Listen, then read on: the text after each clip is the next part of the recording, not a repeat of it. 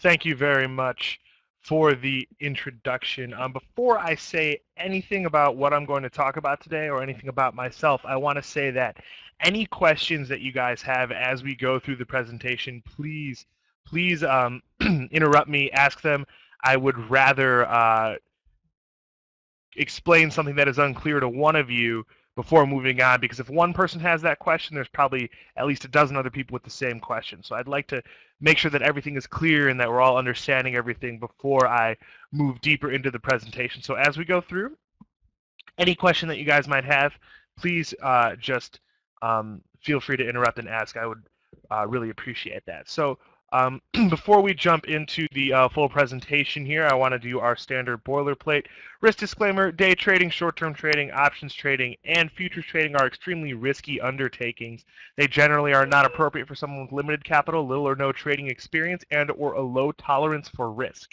Never execute a trade unless you can afford to and are prepared to lose your entire investment. All trading operations involve serious risks, and you can lose your entire investment. So I won't spend too much time on this because that was a really good introduction, but like you said, my name is James Ramelli. I am a trader, options educator, and moderator at keenonthemarket.com. I actively trade futures, forex, stocks, and commodities, but my bread and butter, my first and only love, is equity options. So today's presentation is actually going to focus on equity options and how, as a trader, I can use them in my trading arsenal to magnify my returns in a situation where I may otherwise choose to trade outright equities. But like was said earlier, I'm regularly on CNBC, Bloomberg TV, Fox Business, BNN Canada, and I write for a number of financial media publications and have been published in a few magazines. But here we have the introduction to what it is I want to talk about today, and it's how I can use options to make more money. Okay, the majority of retail investors, and I, like everyone else in this room, am just like a retail investor. I take markets, I trade through a retail trading platform. I use Thinkorswim. But the majority of those traders, like me, like you guys, are using equities as their main vehicle for investing in financial markets. And that goes for trading as well. The main vehicle that retail traders use for day trading, swing trading, and long-term trading are outright equities. Most investors are unaware of how they can use options to leverage their returns in markets while minimizing overall risk. And there's a lot of different reasons for this. One is that there's kind of a myth or misnomer about options that they expose a trader to more risk than trading equities or non-derivative financial instruments. That simply isn't true, and I'm going to talk a lot today about why that isn't true and how, as a matter of fact, the opposite is true. That if I use options in a responsible manner, I can actually limit my risk while leveraging my returns. So today we're going to talk about options and how they can be used to make more money and to take directional speculative views on equity markets. Namely, how to trade any stock at a discount. So what do I mean by that when I say discount? I mean with less capital and less risk.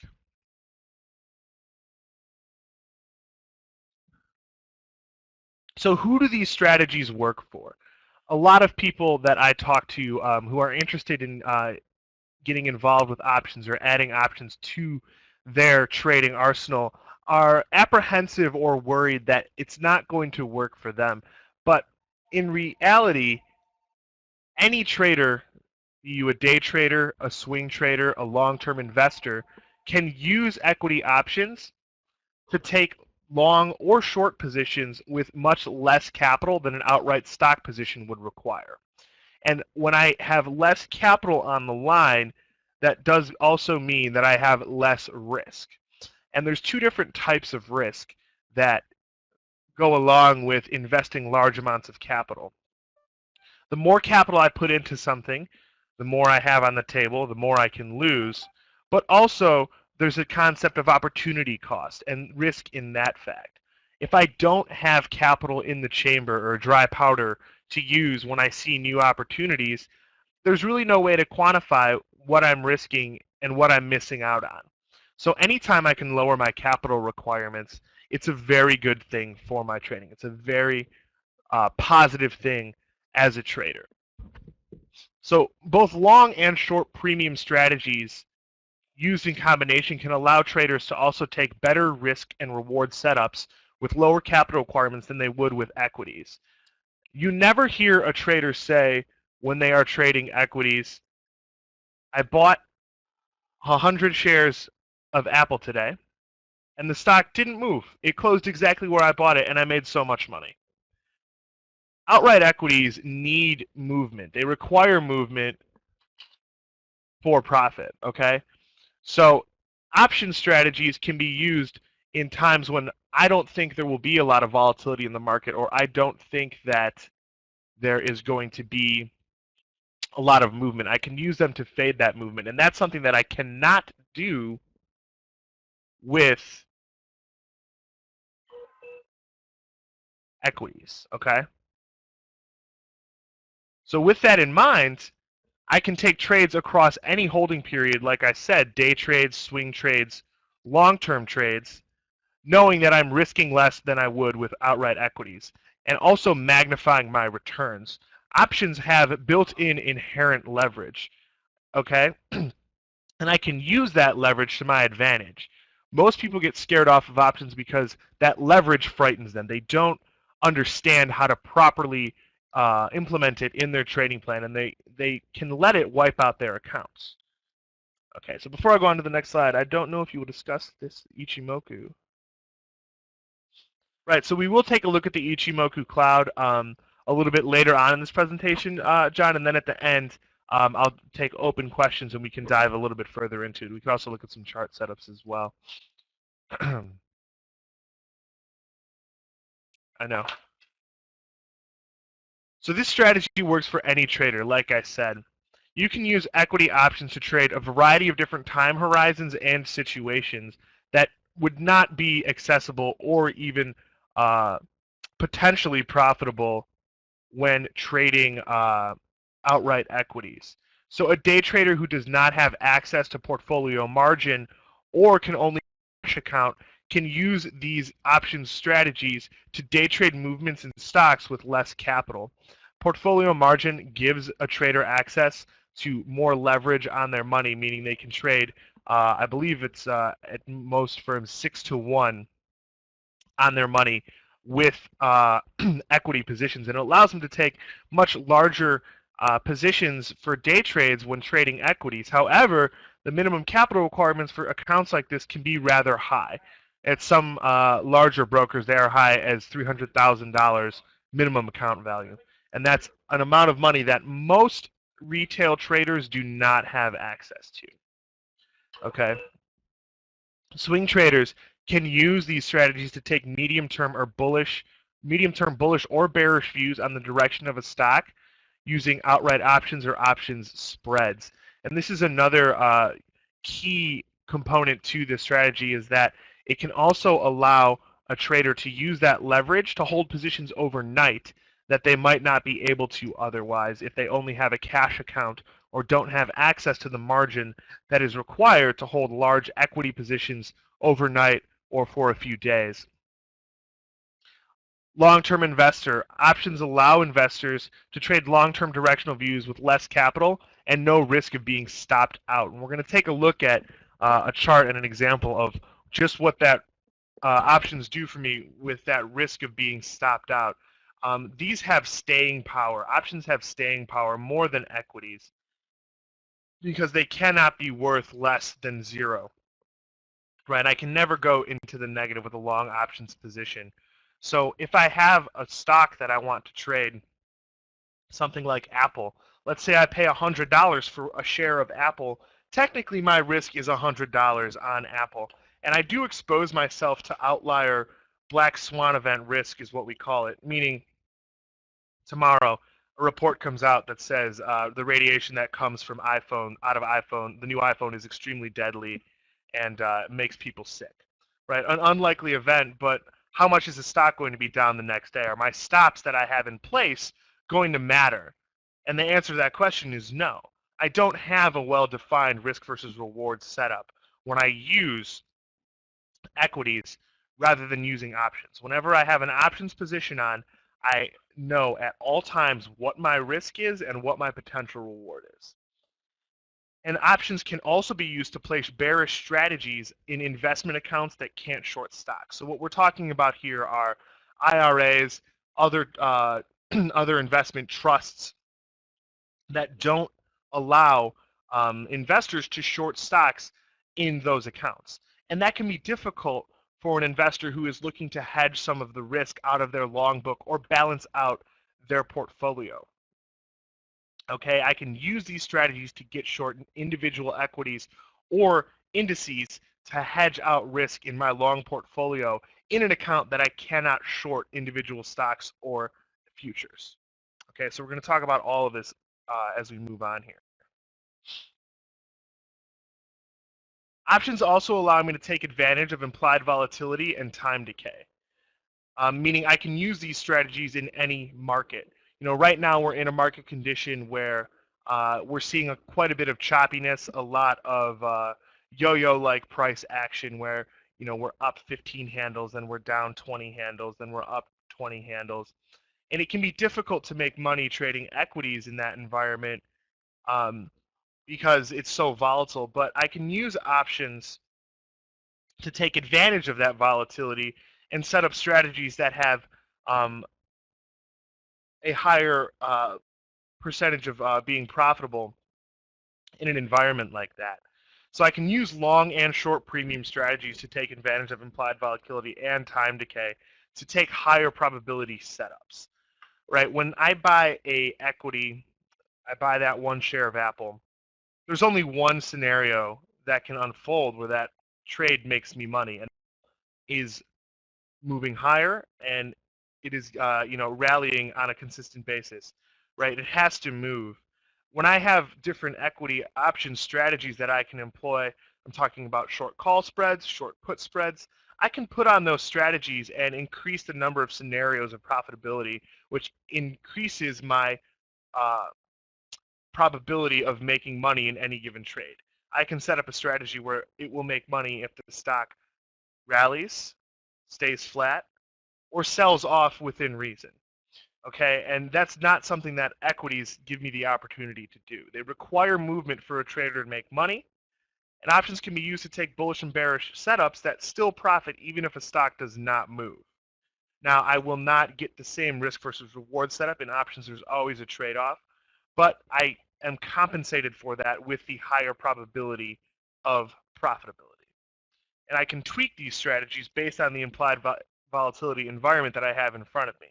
We've seen quite a bit of movement in the VIX and other volatility metrics over the past 2 weeks as we've tested highs, sold off, and kind of moved into this sense of maybe a little bit more concern or panic in the equity options market.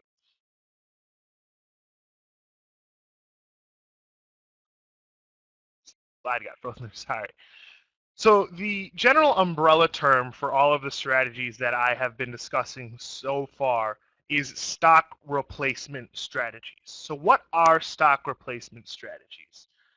A stock replacement strategy, most simply, is an option strategy that can be used to replicate a stock position, meaning setting up a strategy using options that will have basically the same profit and loss profile as an underlying equity position would. Meaning if the stock rallies $1, my options position should increase about $1.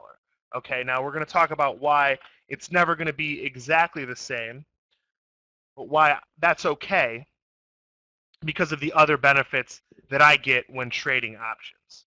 We'll talk about why I take these strategies instead of stock positions and why trading options is actually less risky than trading stocks. I don't know how familiar all of you guys are with options, but I'm sure even those of you who are professionals hear all the time oh, options are so risky. If you want to keep your money in your account, don't trade them.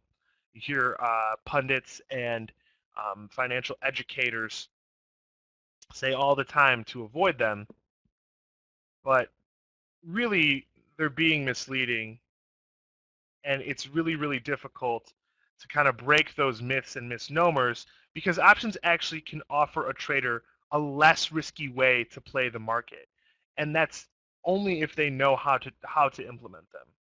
Okay. And I can use them to take longer term trades as well. A lot of times you hear people say that longer term investors have no business trading the options markets, but that also is not true. And we're going to talk about how I can use equity options to magnify my returns over those longer time periods. You know, for me as an active trader, what I might consider a long-term investment could be completely different from what you guys consider a long-term investment. For me, a long-term investment would probably be about 6 months. But we're going to look at examples of how we can look at further out expirations to take advantage of options when putting on longer-term positions with longer holding periods. Excuse me. Okay, so why do strategies like this work?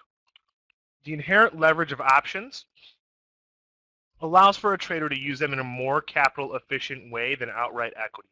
This is the entire reason I am looking at stock replacement strategies rather than just trading the stock. I have a more efficient way of taking on this position. Someone says you have to be deep in the money to get close to a one-to-one move, though. Yes, and we're going to talk about that too. So here are some of the myths about options that kind of make people think that it's not for them and that it has no business in their trading plan. But the myths are that they're riskier than stock, that they're too difficult for the average retailer trader to trade, and that they require larger amounts of capital. In reality, none of these things are true, and options can be used by traders to trade stock more efficiently with a greater risk to reward setup. Because the less money I risk, the higher, as a higher ratio my reward is when compared to that risk, because I'm using less capital and still maintaining that upside. So keep in mind that each option contract, a one lot of options, gives the holder control of 100 shares of stock. So there is a large amount of inherent leverage associated with options. This leverage allows me to deploy less capital while still being exposed to that upside that I would have if I was long underlying equities. So a long deep in the money call is our first example of a stock replacement strategy, and it will behave very much like a long stock position, okay? First, let's talk about delta. So delta is what we call an options Greek. And the Greeks show us what our positions, how our positions behave given moves in the underlying price of the stock, time, and underlying moves in implied volatility. But for this, we're just going to focus on delta. So delta is simply a measurement of the speed at which an option price changes relative to the underlying stock price change. Delta will be between 0 and 1, and the delta of puts is between 0 and negative 1. Calls have positive delta, puts have negative delta. This also shows me what directional bias I have. So if I'm long deltas in a name, I am wanting the stock to go higher. If I am short deltas, I am wanting it to go lower. Generally speaking, deltas are discussed in terms of minus 100 and 100. So as stated above, calls have positive deltas, puts have negative deltas. Another meaning of delta, another definition of delta is the percent chance of finishing in the money. So if I see an option with a delta of 25, I know that it has a 25% chance of expiring in the money. With this in mind, I know that call and put delta almost always equals 100, with exceptions of when there's a large dividend announcement that can kind of change things. This also shows the number of shares an options contract represents. So that's the key point for our purposes in stock replacement strategies, is that delta shows us the number of shares an options contract represents. Okay? So it's important to understand that delta can change over time. It always does change over time, regardless of what the underlying is doing. In the money options will move closer to 100 as they come closer to expiration, and out of the money options, their delta will move closer to 0. Delta today is not going to be the same as delta tomorrow. And the reason for this is very simple when you think about it logically. The closer we get to expiration, a call that is deep in the money has a better chance of finishing deep in the money, and a call that is out of the money has less and less of a chance of finishing in the money as we get closer to expiration. Okay, so I use deltas to figure out which options I want to buy when I am trading these stock replacement strategies, because I know that I want an option that's going to behave very much like the underlying stock. And if delta shows me the number of shares an option contract represents, that tells me exactly what the position is going to do given moves in the underlying stock. And it can tell me that, okay, if I buy 10 calls with a 75 delta, it's very much like buying 750 shares of that stock. So here we have a little bit of an older example here in Google using calls to replicate a stock position. So I have two different ways I can choose to trade Google here. I can buy 100 shares of Google at $593. It's going to require $59,300 worth of cash outlay immediately. My break even is going to be $593. And technically speaking, if Google were to go to 0, which is, we know, something that probably can never happen, I am risking $59,300. Now, in reality, that entire amount is not my total risk, because we know that Google is probably not going to get driven into bankruptcy within overnight. But tying up this $59,300 for however long I'm choosing to hold this has risk, inherent risk as well. And the risk there is a little bit harder to quantify, because I'm missing out on any kind of opportunity where I could deploy this capital because I have it sitting in this Google position. If I see another opportunity for a trade that I really like, I either have to sell pieces of my Google position or come up with more capital. This is a lot of money to tie up in a stock position like Google. So what is my alternative? My alternative is to buy one Google Jan 535 call for $67.75. Now, this is an example of a 75 delta call. When I'm looking for a stock replacement strategy, I generally want nothing below a 75 delta. If I don't have that, then I know that it's not really going to trade like the underlying stock. Also, having that 75 delta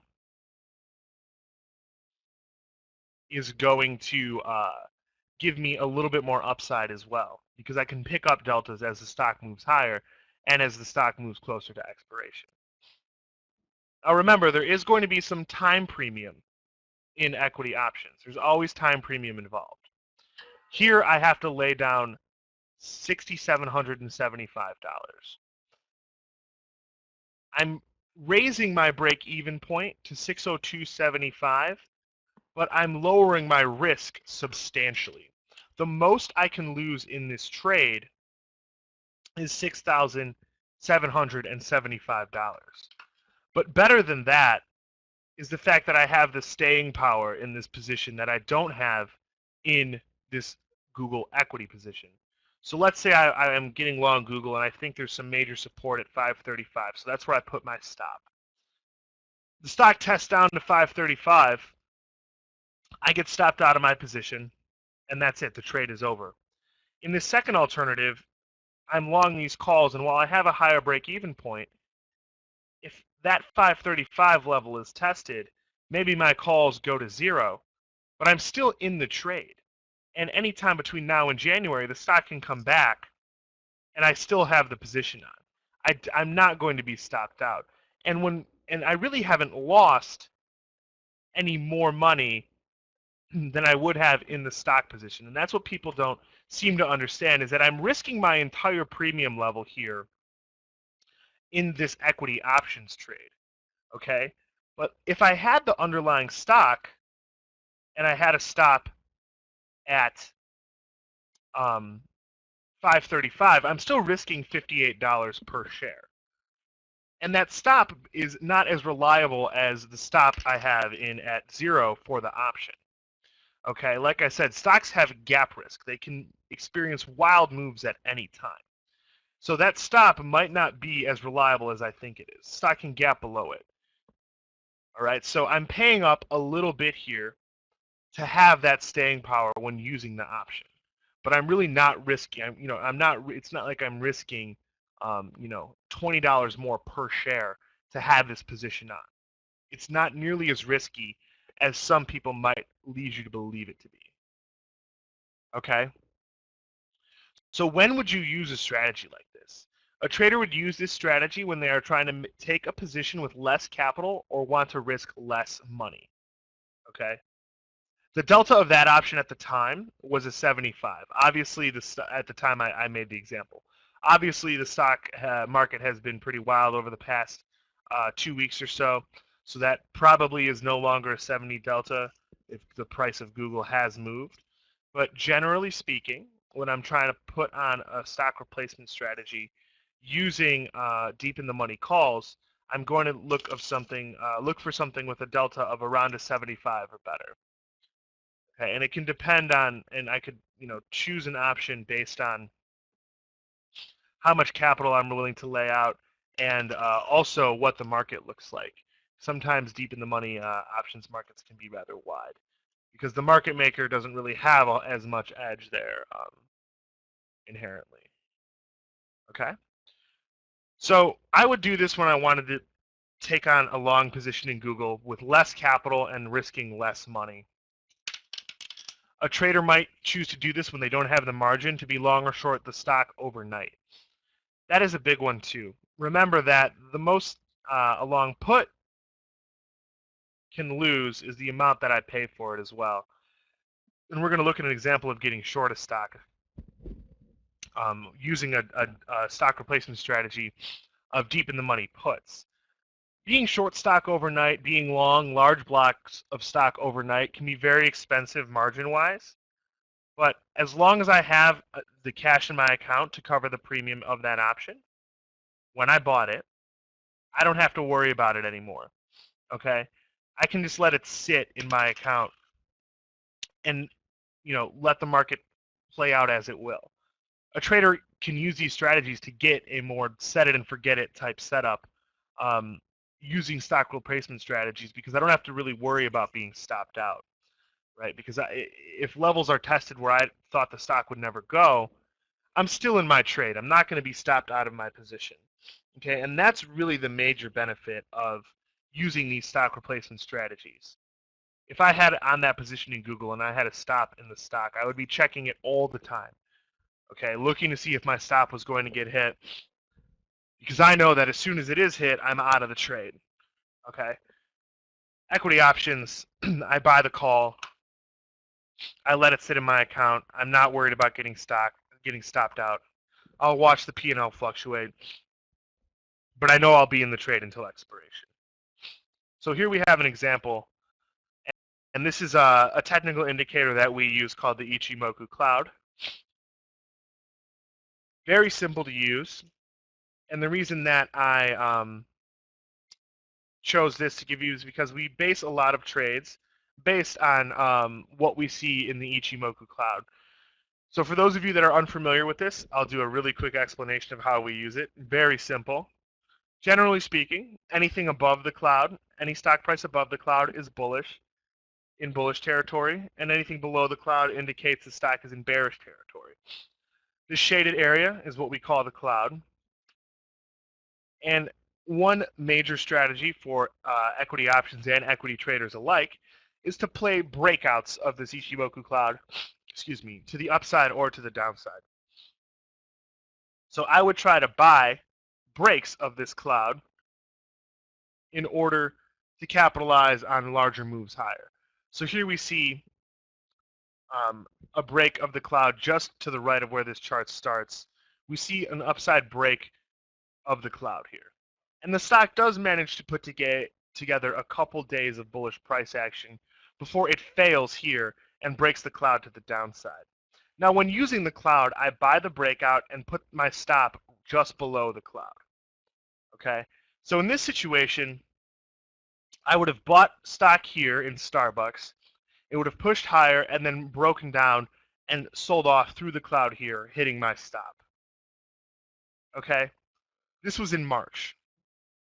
Let's say in March I decided to put this longer term position on and I bought the stock. I lose money when I get stopped out. Let's say instead I decided to buy a deep in the money call out to August. Stock sells off, my calls lose in value, but I'm still in the position. And then stock consolidates, rallies higher, breaks the cloud, and makes new highs. Okay? I'm still in the position because my equity options have staying power. Okay? I would have been stopped out of the stock. I would have locked in those losses, and the rebound would have done nothing but made me frustrated and upset. But I still would be in the trade if I had used the options. So that's in my opinion, the biggest benefit of using stock replacement strategies is that staying power.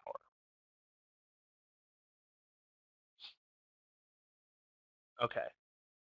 Some investment accounts do not allow short stock. Shorting stock overnight is also extremely dangerous. When I do that, I have the risk of blowing out my account. What does that mean when I say blowing out my account? I mean, I have no more money in my account, a position moved against me, zero balance, negative balance, margin call, they're coming to take my house, and they're calling my bank. That is not something that I ever want to happen to anybody because it is terrible. Okay? Shorting stocks exposes me to the risk of that happening. We never really know when there's going to be some kind of news in a stock. Several times this week already, we've seen takeover bids, takeover announcements where stocks gap higher 20, 30, 40% in a single day. If I was short that stock overnight, even if I had a moderate stop, a conservative stop, let's say I was putting my stop 2% higher, that move the next day is going to tear my face off, right? And my stop isn't going to matter. The stock's going to open up higher by 45%, and now I've lost way more than I intended to in the trade. Okay? So this is something that can be avoided by using deep in the money puts as stock replacement strategies to short stock. And again, it requires less capital and a better risk versus reward setup. Because when I short stock, my broker will also require me to keep a lot of cash on hand in margin just because of situations like the one I just described.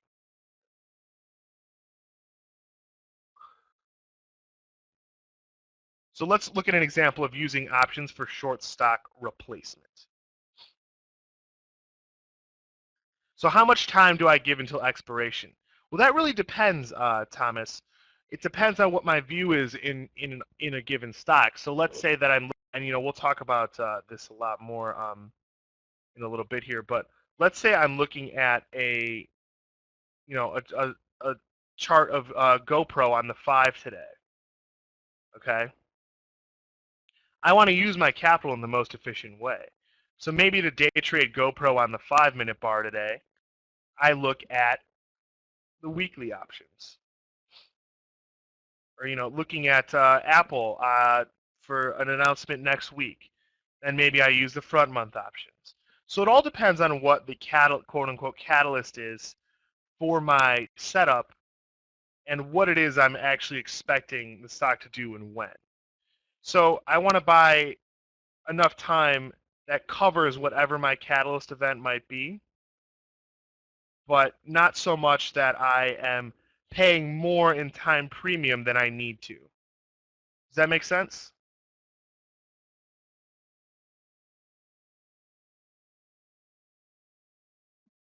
Great. So let's look at an example here in Apple. So when I'm trading Ichimoku and trading with a shorter time,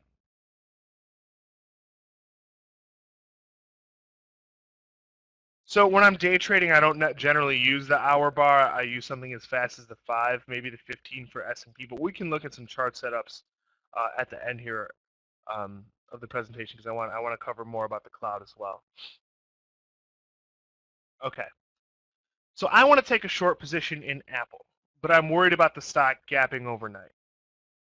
I'm worried that there's going to be an announcement that says, actually, we sold 3 times as many iPhone 6 Pluses as we expected. The phone doesn't bend. The iOS is great. The update is bug-free.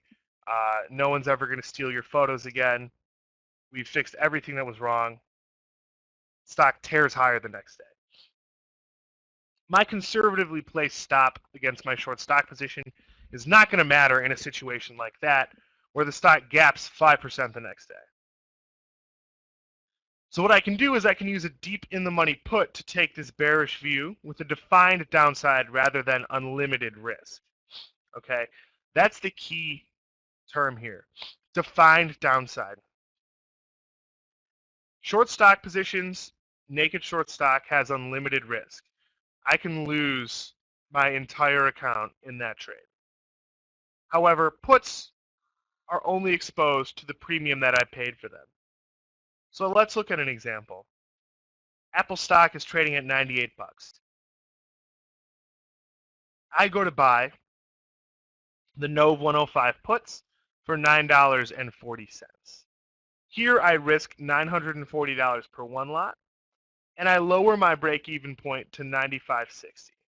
So essentially what's happened here is I've shorted the stock at a slightly lower price, but for that, as a trade-off, I have a defined level of risk, and I know I can never lose more than $940 per one lot, okay? What if I were to use underlying stock instead? I sell 100 shares of Apple at $98. My break even is going to be 98. My potential profit is going to be 98 if Apple goes to 0. But my risk is unlimited. So I have a better break even level when I trade the stock, but my risk is unlimited. So I would never take that trade. Okay? The side of trading the stock is that if it does not move, I will break even. Options do have some time decay risk. However, this is very well defined at the time I put the trade on. What do I mean by this? When shorting the stock at 98, my break even is 98. If on expiration, if on this November expiration, the stock is $98, I break even in this trade. When I buy the put, I have a lower break even level, so I do need the stock to move. Okay, I do need it to move for me to make money there. So, how do I determine what that risk is, what that time decay risk is? And all that is what we call premium over parity. So with stock trading at 98, the parity on the 105 puts is $7. Meaning if the stock was not now and the time these options expired, how much money would they be worth on expiration? And the answer to that is $7. And that's the strike price minus the stock price. If they are out of the money, then they do not have any parity. But here we're looking at replacement strategies using all in the money options. So here, I can calculate my premium over parity as $2.40. Because it's well defined, I greatly prefer this position. Okay? In terms of risk versus reward, this is still going to be the better trade using the option. Okay? So before I move on to the next concept, does anyone have any questions about anything we've talked about so far? Any questions at all?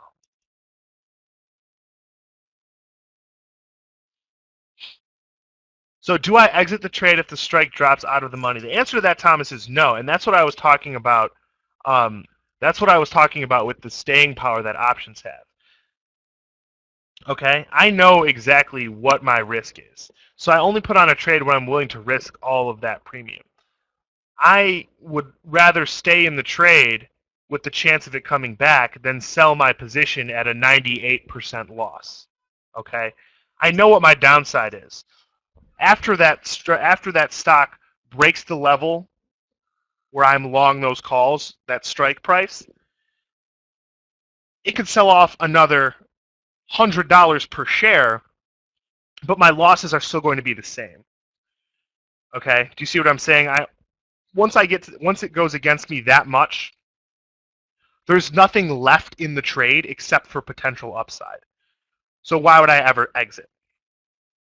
Okay, there's no reason to. There's no reason for me to say, all right, you know what, I want back the $2 per contract that my 535s are worth now, when I've already lost all of the other premium. I have no more downside. It's well defined here. I'd rather stay in the trade and see if it comes back to me. Because remember, every dollar above that strike price, every penny above that strike price that the stock rallies, puts value back into the contract. It creates intrinsic value in the contract. Okay? Yes, this absolutely does work with weekly options. So I can look at weekly options as a strategy for trading shorter term swings in the underlying. Let's say I don't want a position all the way out to January in Google. I really only think that the stock's going to rally from Tuesday to Friday this week. I can go in and look at the weekly option, and as a matter of fact, it's going to be even less risky because there's not going to be as much of this premium over parity in the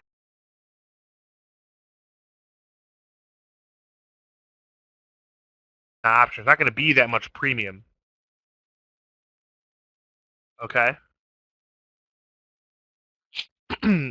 Is something wrong? Is something wrong with my projector here? Cheryl's saying that it looks like there's a bit of an issue here.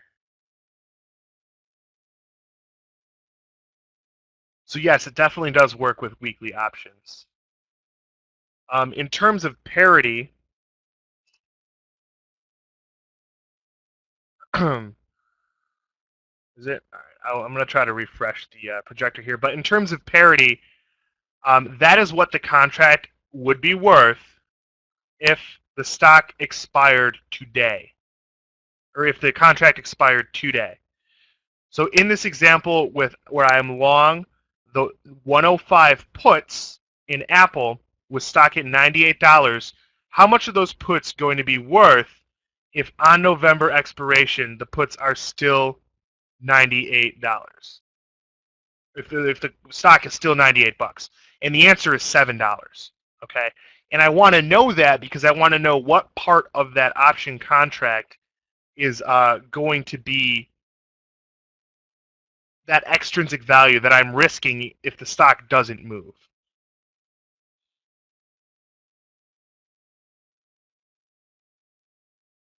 So we're going to talk about one more strategy here, known as the options wheel.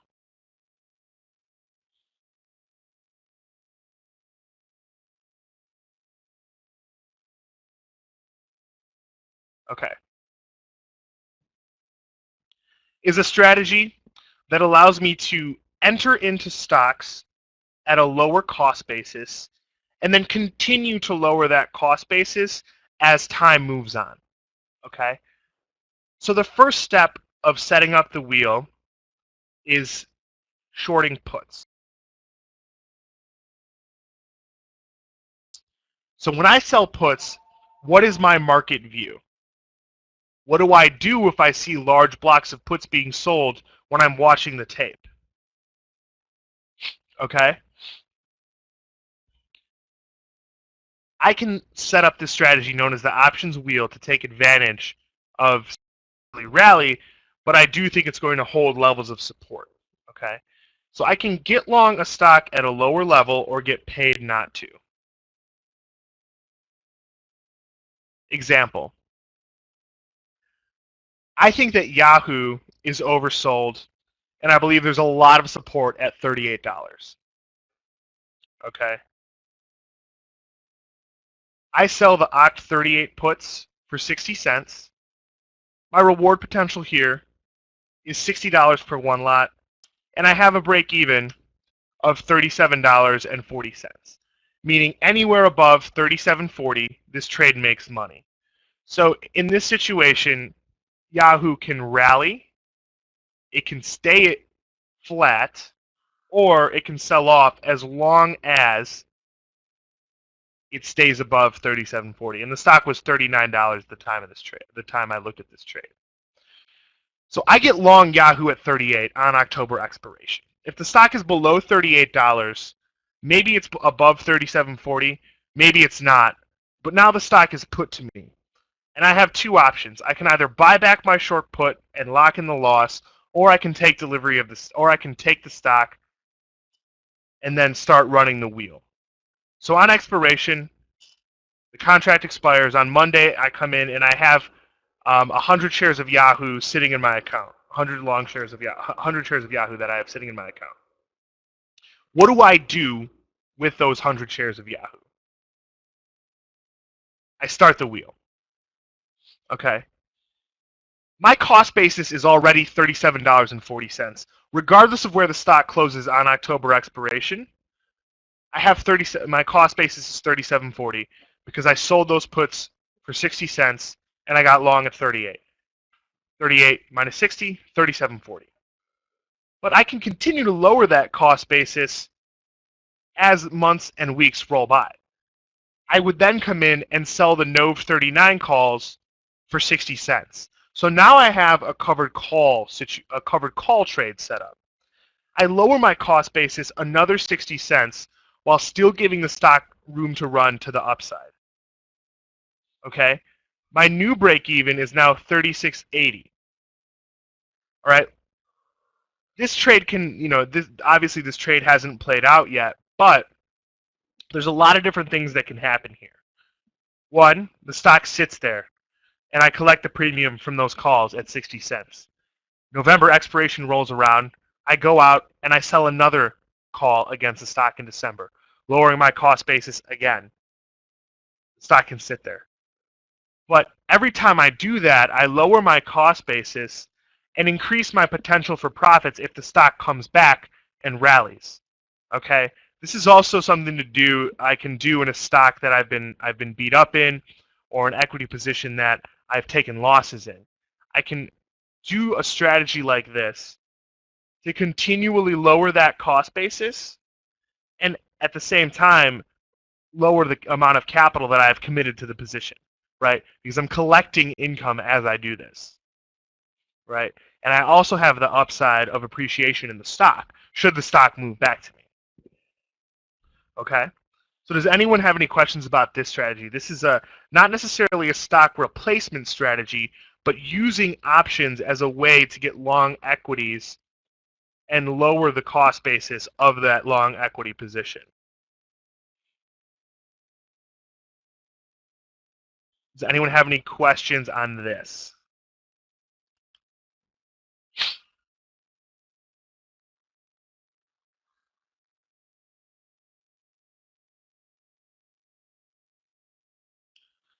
Okay, so no, if in this situation, generally speaking, let's say the stock goes back above 39, I will let the stock get called away if it rallies because I've locked in a pretty nice profit there. From 39 to what essentially my cost basis is of 36.80, that's a $2.20 profit.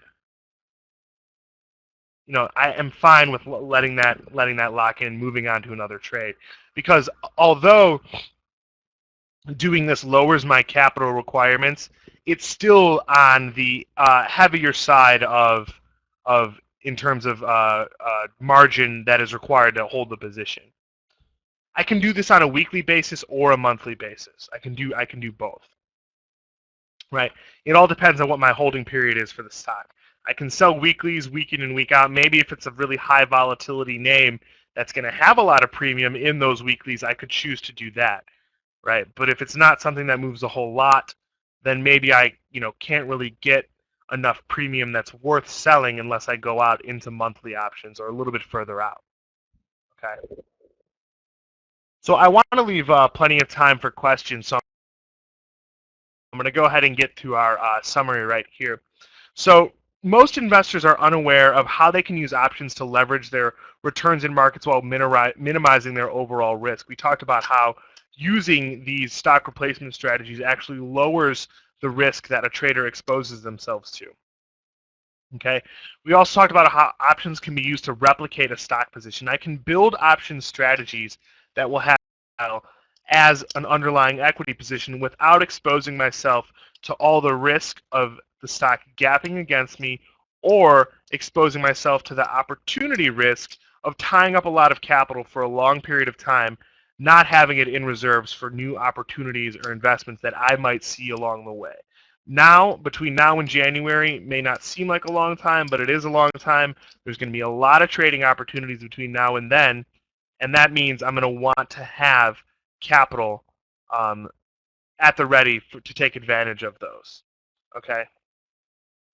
These strategies can be used by any type of trader, swing trader, day trader, long-term investors can learn how to enter long positions with much less capital than an outright stock position would require. Equity options can be used to trade a variety of different time horizons and situations. That is what they give me that equities do not, is that different levels of application where I can put on long and short premium strategies over multiple time horizons that have defined risk and reward setups and defined exit points, meaning the trade has to end sometime because it does expire. Options can be used to place bearish strategies in investment accounts that can't short stock.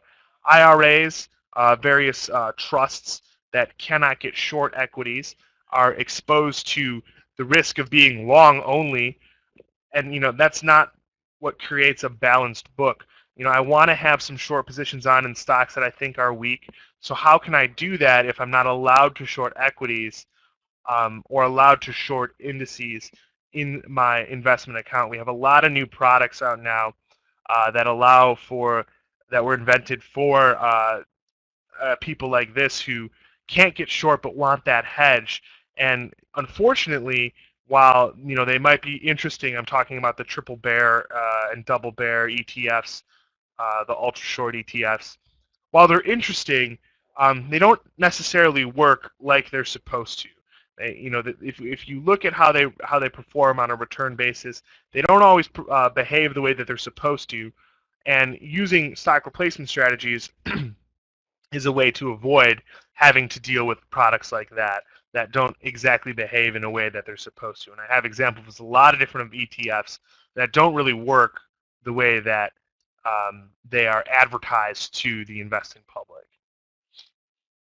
So a trader can also use these strategies when they want a more set it and forget it type setup. A lot of questions that you guys are asking seem to focus around placing stops and how to place stops. So this is something where I don't have to worry about that.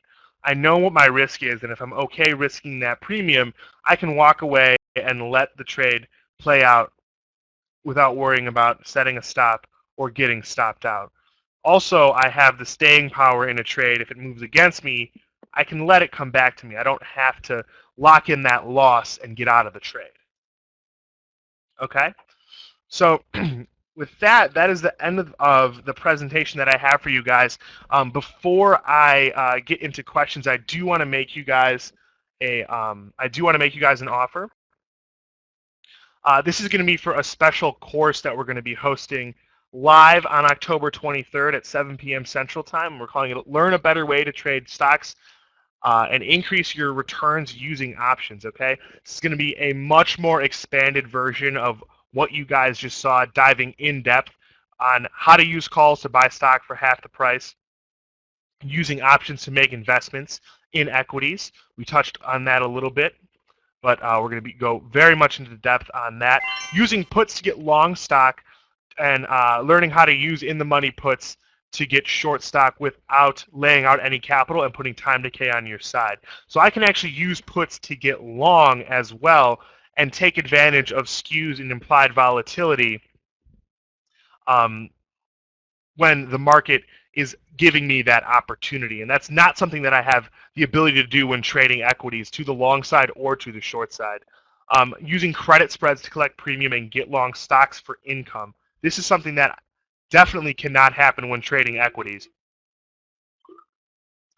If I am getting long an equity via the underlying, it has to move. Time decay is never going to work in my favor. However, if I know how to set up these credit spreads, I can trade equities to the long side and collect premium on a weekly or monthly basis. This is how I set up income and create a consistent stream of income. Setting up the options wheel. How do I choose the stocks that are good candidates for the wheel? How do I get paid to not get long these stocks, or how do I get long them cheaper using short puts and the options wheel?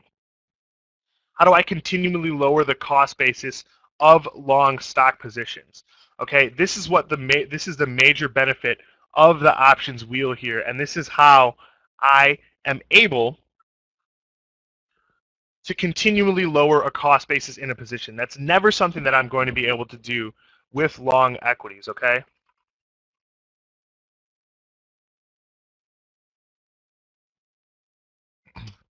Sorry, my mic. All right, so does anyone have any questions about what we've talked about so far here? I want to give you guys the opportunity to ask any questions that you might have here. We're going to offer this. We're going to offer this to you guys for only $99. It's going to be a live course. It will be recorded, so if you guys cannot come on October 23rd at 7 p.m., you will receive a recording right after the presentation is given. All right. We have a money-back guarantee on all of our courses. We give very few refunds on this. We've sold thousands of courses here at Keen on the Market. People really, really like them. I guarantee you that if you guys take this course for $99, you're going to think that it is well worth the money. There's going to be so much information provided, so much value here. And like I said, we have a money-back guarantee. So if I had the opportunity to take a trade and it didn't work out for me, I could get my money back, I would do it every single time. So essentially, that's what you guys have here. So with that being said, I want to answer any questions that you guys might have on this topic, on what we're going to talk about in the course, or anything else you guys have.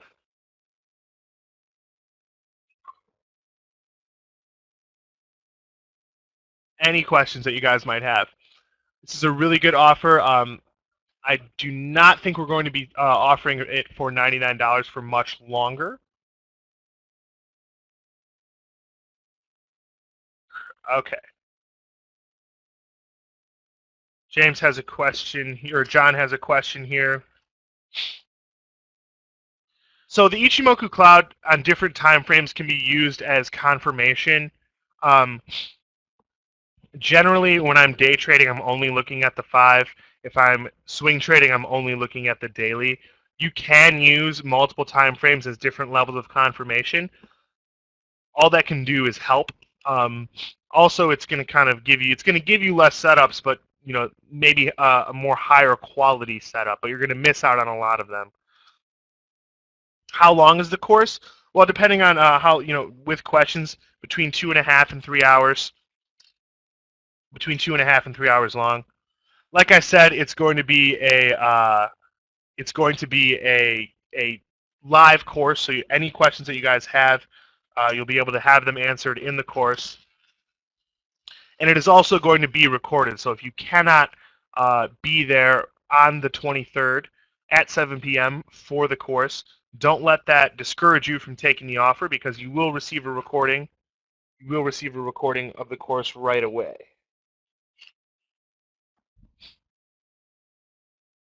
Do I have the same Ichimoku setup when I am trading options? Yes, absolutely. I am looking at the Ichimoku cloud, and we're going to talk about that. We're going to talk about that in the course as well, as how I can use technical analysis and other analysis to set up these stock replacement strategies, picking my strikes, picking my entry points, and picking my targets, my profit targets. How do I interpret a trade if someone buys calls $20 or $30 on monthlies? Okay, so yeah, generally I read that as institutional investors putting on strategies like this. So sometimes what they are doing, though, may not be a stock replacement strategy, but a dividend capture play. And we're going to talk in the course about how, if I am someone who watches the tape and looks for unusual option activity, how I can determine whether or not a big block of calls, deep in the money calls being bought, is going to be a stock replacement strategy opportunity, or if it's going to be a dividend capture play that I should be avoiding. No problem. Are you talking about the wheel, Pete?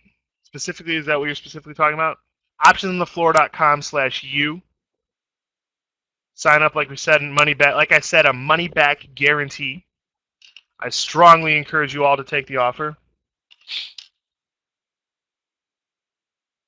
In trading, we're never given the opportunity to buy something with no downside. But here you go. So any other questions that you guys have about this or about anything that we talked about? Any questions at all about this or any other strategy related to what we've been discussing? In the course, we're going to go over how, as a equity options trader, I use these strategies on a daily basis. Also, how someone who isn't an options trader and has never traded an option before can use these strategies. The great thing about stock replacement strategies is that the level of options knowledge that is required to run them is not as high as something, if I was trading earnings or catalyst movement trading, right? I'm just using options to trade stocks in a better way, in a more efficient way. And it truly is a better way to trade equities. Using these strategies, using these options, is going to give me a much more powerful trading arsenal than if I'm just an equities trader, right? We talk about options all the time and just how much they can expand your toolbox when you start to understand them a little bit better. And learning stock replacement strategies is basically the first step in doing that, especially if you're someone who does a lot of equities trading. What is my set when I'm trading a short time trend? I look at the Ichimoku cloud. It depends on how short the time frame, but for futures, I look at the 15-minute bar for S&P futures. For outright equities, I'll look at for individual equities, I'll look at the 5. These, using these strategies also allow me to trade different ETFs and funds that will allow me to take options-based strategies in something that I might not have the opportunity to do otherwise, like currency pairs, forex, commodities.